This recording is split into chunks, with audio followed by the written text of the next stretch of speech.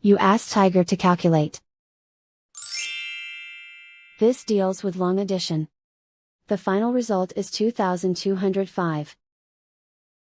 Let's solve it step by step.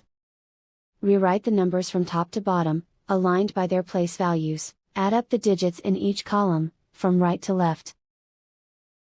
6 plus 2 plus 2, equals 10. Carry 1 to the 10th place. 1 plus 5 plus 9, equals 20. Carry 2 to the 1's place. 2 plus 2 plus 9, equals 15. Carry 1 to the 10's place. 1 plus 5 plus 4 plus 0, equals 10. Carry 1 to the 100's place.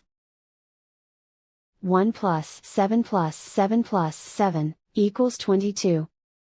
Carry 2 to the 1000's place. Write 2 in the 1000's place, and so the final result is 2205.